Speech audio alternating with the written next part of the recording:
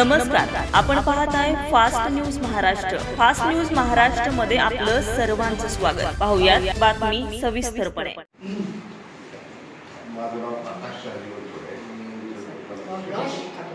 आणि आपल्या कार्याला मनापासून मी या ठिकाणी मुजरा करतो की आपलं कुटुंब सोडून आपण जनतेसाठी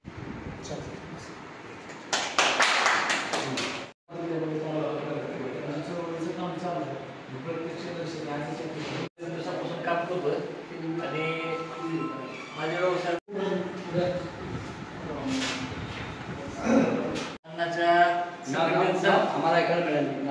आणि सलूट देतो आणि माझं वाढत चाललेलं भाषण मनोगत या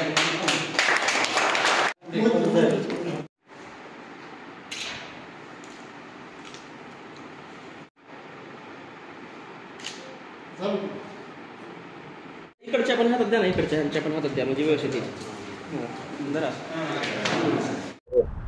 काय सांगाल, काय बैठक होती आणि काय उद्देश होता? तुमचं नाव सांगा सुरुवातीला।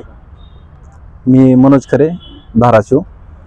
आदरणीय अण्णासाहेब हजारे यांनी नव्याने लोक आंदोलन न्यास या संघटनेची गेल्या महिन्यात बांधणी चालू केली आहे।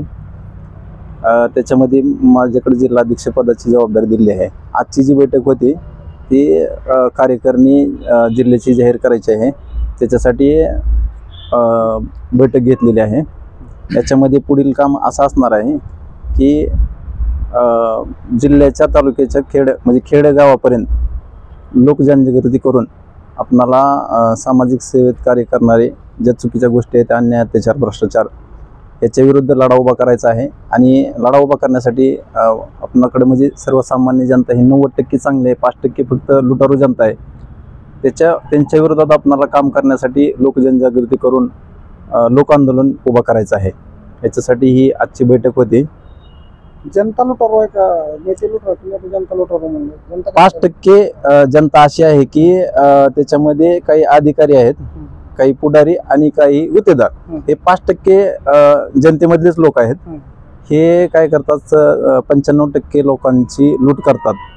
तर ह्यांना लूट करण्यापासून, चुकीचे गोष्टी करण्यापासून रोखण्यासाठी जनता ही रस्त्यावर आली पाहिजे, या उद्देशाने लोक आंदोलन न्यास ही संघटना अण्णांनी उभा केलेली आहे। लोक जनजागृती केली तरच हे सर्व थांबेल, ठिकाणावर येतील आणि जनता मालक आहे हा महत्त्वाचा उद्देश या संघटनेतून देऊन जनतेला रस्त्यावर उतरवायचे। बाकीचे सगळे आपले अधिकारी असतील, पुढारी असतील किंवा त्या पद्धतीने आपल्याला काम करायचे आणि त्या पद्धतीने काम करत असतानाच लोक जनजागृती होणार आहे। जनतेला रस्त्यावर त्यांचे अधिकार आपल्याला म्हणजे जागृत करून द्यायचे आहेत। कशा प्रकारचे जागृती करणार, काय प्रोग्राम असणार आहे आपला? इथून पुढे प्रोग्राम असा असणार आहे की सार्वजनिक विषय, आता थोडक्यात सांगायचं म्हणलं तर आपला शेती विषय असेल, आपणाला आता आम्ही थोड्याच दिवसामध्ये निवेदन देणार आहोत जिल्हाधिकारी यांच्या मार्फत मुख्यमंत्री यांना की हमी भाव एकतर कमी आहे, पण तरी पण जो हमी भाव आहे त्या भावात तरी सगळीकडे खरेदी झाली पाहिजे। म्हणजे सर्वसामान्याचे सर्वांचे जे विषय असतील अशा विषयामधून आम्ही प्रत्येक कामात लक्ष घालणार आहोत।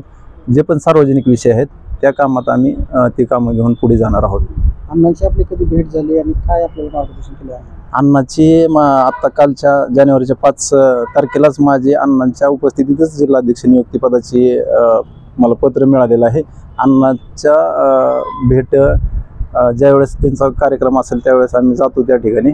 आणि कालच्या म्हणजे आज महिना झालं, 1 महिना झाला बरोबर मला जिल्हाध्यक्षपद मिळून। त्यावेळेस अण्णांच्या बैठकीत गेलो होतो आणि अण्णांनी सांगितले की जास्तीत जास्त आपण कसं आपल्या शब्दाला वजन राहील त्या पद्धतीनं काम करा। अण्णा एवढा माझ्या एवढा त्याग करू नका, तुम्ही मी भरपूर त्याग केलाय त्या पद्धतीनं करू नका, पण थोडं थोडं तर त्या एरियात काम करा आणि ते काम करण्यासाठी स्वतःला डाग लागू देऊ नका। अण्णाचं सध्या 90 वर्ष चालू आहे तरी पण अण्णाला एक डाग नाही अण्णावर जे काही बोलतात। आणि अण्णांनी सांगितलेलं पण आहे की ताज्या आणि नवनवीन घडामोडी पाहण्यासाठी आजच आमच्या फास्ट न्यूज महाराष्ट्रला लाईक करा, सबस्क्राइब करा आणि बेल आयकॉन प्रेस करा। पाहत रहा फक्त फास्ट न्यूज महाराष्ट्र।